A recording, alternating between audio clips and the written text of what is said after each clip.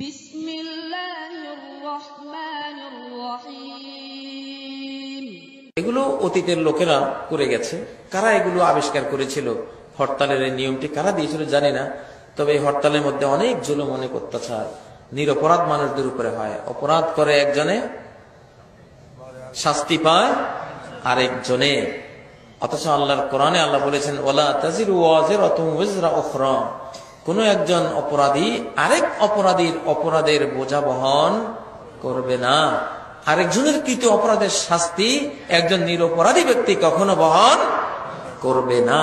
এগুলি চেঞ্জ হওয়া দরকার। আমাদের রাজনৈতিক সংস্কৃতিগুলি ইসলামাইজেশন হওয়া দরকার। ইনশাআল্লাহ চেষ্টা চলছে। এগুলি একদিন এসব জিনিস থেমে যাবে ইনশাআল্লাহ। এগুলি অতীতের কিছু লোকেরা যাদের জ্ঞান ছিল না, চার বিষয়ে যাদের জ্ঞান ছিল না, তারা আবিষ্কার করে আবর্জনাগুলো রেখে গেছে। সে আবর্জনার সাগরে এখন আমরা হাবুডুবু খাচ্ছি।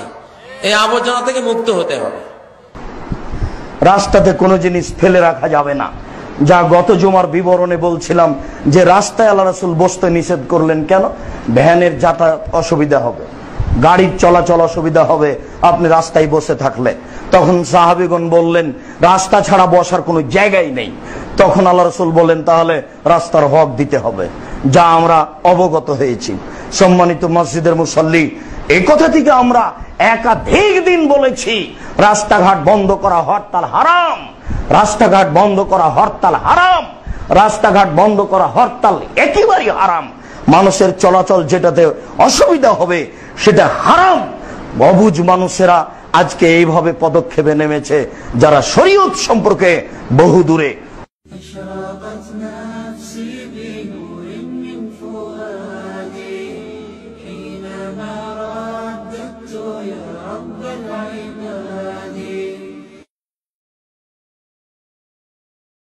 এখন যে আল্লাহ আমাদের উপরে সন্তুষ্ট নন, দুনিয়াতে বসে আপনি বুঝতে পারবেন। মুসা আলাইহিস সালাম আল্লাহকে প্রশ্ন করেছিলেন, হে আল্লাহ, আনতা ফিস সামাই ওয়া আনা ফিল আরদ, আপনি আকাশে আর আমি জমিনে।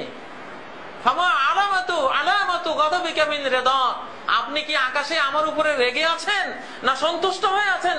কি আলামত দিয়ে আমি বুঝবো? তখন আল্লাহ বললেন, জমিনে তোমাকে যারা শাসন করবে,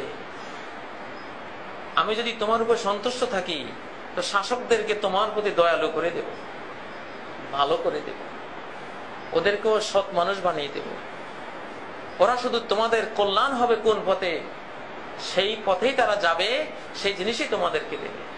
তখন তুমি বুঝো যে হ্যাঁ, আমি তোমার উপর খুশি আছি। আর যদি এর বিপরীতটা হয় তাহলে বুঝবা যে আমি তোমার উপর খুশি না, কারণ প্রশাসক তো আমি। প্রশাসনিক শাস্তি যেগুলো আসে এগুলো মূল প্রশাসক থেকে আসে, আল্লাহ তাআলা থেকে আসে। এই জন্য সরকারকে গালিগালাজ করে তেমন লাভ নেই। তুমি নিজে ভালো কিনা এটা দেখো। হাদিসের ভাষা কিন্তু এগুলো। তোমরা যদি সালেহ হয়ে যাও, ভালো হয়ে যাও, আমি তোমাদের নেতৃবৃন্দকে ভালো বানিয়ে দেব। আর যদি খারাপ হয়ে যাও, ওদেরকেও আমি সেরকম বানিয়ে দেব। তোমাদেরকে যারা নেতৃত্ব দেবে তারা রুক্ষ হয়ে যাবে, রূঢ় হয়ে যাবে, কঠোর হয়ে যাবে তোমাদের উপরে। হতে হতে শেষে ওই রাস্তা যদি মরো, জাহান্নামে গিয়ে পড়ো, সেখানে যারা তোমাদেরকে নেতৃত্ব দেবে, কর্তৃত্ব করবে, তাদের অবস্থা শোনো। আলাইহা মালাইকাতুন গিলাজুন শিদাদ, ওই জাহান্নামে আছে এমন ফেরেশতা, গিলাজ, প্রচন্ড রুক্ষ, দয়া মায়াহীন, নিষ্ঠুর। যত কানবা তত ক্ষিপ্ত হবে, যত কাকুতি মিনতি করবা তত বেশি পিটাবে, যত আযারি করবা তত বেশি সাজা দেবে। লা ইয়াসুনাল্লাহ মা আমারহুম, যা আল্লাহ আদেশ করবেন কোনটাই তারা ব্যত্যয় করবে না। শাস্তির সবকিছু তারা পরিপূর্ণভাবে আঞ্জাম দেবে। তো আখিরাতের জাহান্নামের ফেরেশতাদের এই অবস্থা আর দুনিয়ার নেতৃবৃন্দের অবস্থা সব মিলিয়ে দেখো যে কাদের জন্য কি ধরনের আসে। অতএব তোমরা ভালো হয়ে যাও। যেই যুগে জনগণ ছিল ওমরের মতো লোক, উসমানের মতো লোক, আলীর মতো লোক, আয়েশা, উম্মে সালমা, যায়েনব, খাদিজার মতো, তারপর ফাতেমার মতো লোক যেই যুগে ছিল প্রজা, সেই যুগেই খলিফা ছিল আবু বকর সিদ্দিক। ঠিক নয় কি? রাজার প্রজায় সবসময় আল্লাহ মিল রাখেন। প্রজাদের থেকেই রাজা তৈরি হবে। তোমাদের রাজাদের মধ্যে তোমাদের চরিত্র খুঁজে বের করে নিও যে আমরা আসলে এখন এইরকম। অতএব আমি আসমানে তোমার উপর খুশি না বেজার, জমিনের অবস্থা দেখে তুমি বুঝবা, বেশি চিন্তা করা লাগবে না। কি সুন্দর ফর্মুলা, আল্লাহু আকবার।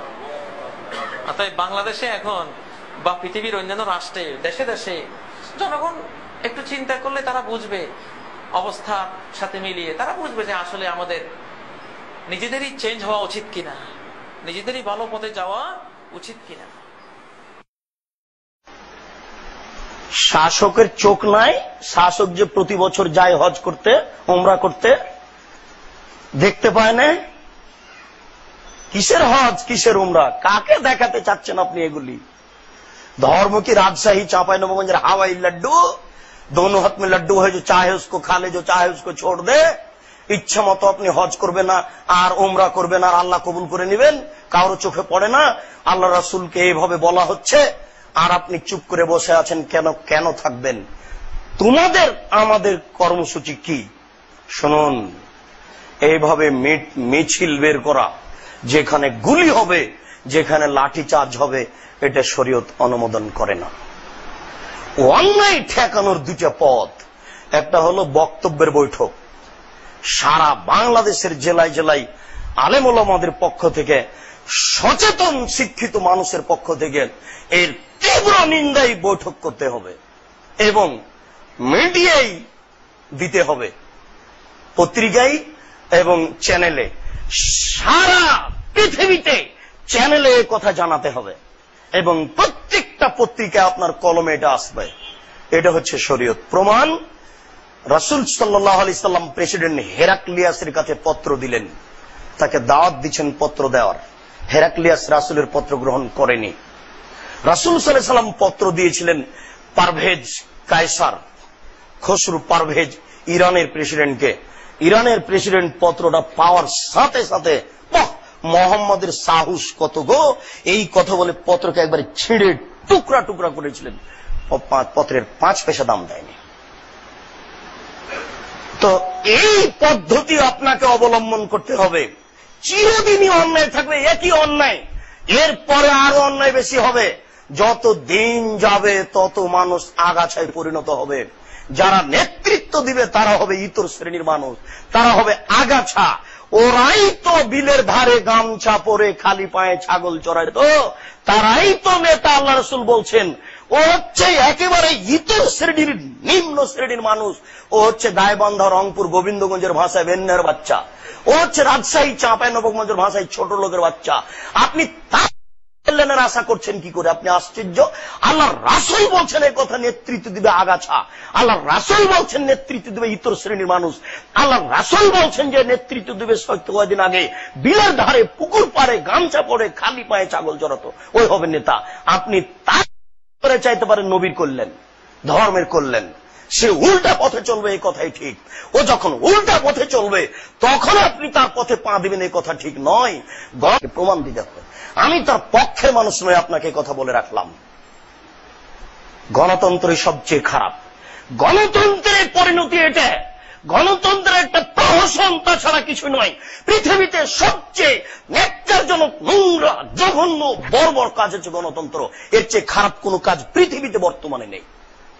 অতএব যুবক দল, সম্মানিত দিনী ভাই বোন, আপনাদেরকে খুতবার শেষে গত জুমায় সতর্ক করেছি, ফিরে আসতে হবে এই পথ থেকে। এই পথ রাসূলের নয়। রাসূলের পথ হচ্ছে তুমি পারলে মিডিয়া দখল করো, যেমন জাকির নায়েক সারা পৃথিবীর মানুষকে কাট করে দিয়েছে। সব মিডিয়াতে আপনি এই কথা বলেন, এটা ঠিক নয়। প্রত্যেকটা পত্রিকা বলেন, আপনি এই কথা ঠিক নয়। প্রত্যেকটা যে দেশে জেলা ভিত্তিক শহরে বক্তব্য দিয়ে আপনি বলেন, এর তীব্র নিন্দা করি। কিন্তু রাস্তায় নেমে গেলেন এইভাবে, যে এখানে গুলি হবে, লাঠিচার্জ হবে, জীবন যাবে মানুষের, এই পথ রাসূলের কোনদিনই নয়। কোন সাহাবী করেননি, কোন তাবী করেননি, কোন যুগে করা হয়নি। এটা পদ্ধতি ঠিক নয়। এটা হলো গণতন্ত্রের পদ্ধতি। গণতন্ত্রের পদ্ধতি ইসলাম গ্রহণ করে না। আপনি শরীয়ত ঠেকাতে চাচ্ছেন কেন? আমার হাতে জিম্মেদারি দেওয়া হয়েছে। কেউ যদি আজকে বাংলাদেশের লোক 3 নম্বর শ্রেণীর বোকা শ্রেণীর লোক যদি বলে যে কোরআন মাজিদের আয়াতের পরিবর্তন করতে হবে, তাহলে হয়ে গেল। আশ্চর্য। সারা পৃথিবীর মানুষ যদি বলে কোরআনের আয়াত পরিবর্তন করতে হবে, 5 পয়সা দাম নাই। এই চাপে নগঞ্জের ভাষাতে যে কলা দেখায় না, ওই কথার এই কলা দাম নাই, 5 পয়সা দাম নাই। কিয়ামত পর্যন্ত সারা পৃথিবীর মানুষ যদি বলে কোরআনের আয়াতের পরিবর্তন করতে হবে, হবে না। কেন? ওটা রক্ষা কে করেন? আল্লাহ করেন। তবে প্রত্যেক অন্যায়কারীকে ঠেকানোর জন্য আল্লাহ ব্যবস্থা করেন, ওটা সময়ের ব্যাপার। সময় হলে মানুষ ঠেকে যাবে। তাই তো আপনাকে বলি আমি যে পৃথিবীতে মানুষের নিরুপায় রয়েছে। কে যদি দেখতে চান তাহলে দেখেন খুলনার অঘোষিত সম্রাট এরশাদ সিকদার টাকা দিয়ে নিজেকে ঠেকাতে পারেনি। যদি আপনি দেখতে চান দেখেন একবারে সারা দেশের প্রেসিডেন্ট সাদ্দাম রাতে রাতে দেশ দখল করে নিতে পারে, ক্ষমতা দিয়ে নিজেকে রক্ষা করতে পারেননি। আপনার দেশও তার জাজল্য প্রমাণ। কয়দিন আগে যারা ছিল আজ তারা নেই। এখন মনে হচ্ছে এই বাংলাদেশের গাছপালা, মাটি, নারী, পুরুষ সবাই আওয়ামী লীগ, এমন মনে হচ্ছে না? কিছুদিন পরে এটা থাকবে না, কোন দিন থাকে না, চিরদিন থাকবে না। আপনাকে এটা মেনে নিতে হবে। এই দেশের মাটিতে মোগলেরা ছিল 750 বছর, আজ নেই। এই দেশের মাটিতে ইংরেজ ছিল 190 বছর, আজ নেই। এই দেশের মাটিতে পাকিস্তানিরা ছিল 24 বছর, আজ নেই। এটা পৃথিবীর গতি। আজ যার ক্ষমতা আছে কালকে থাকবে না।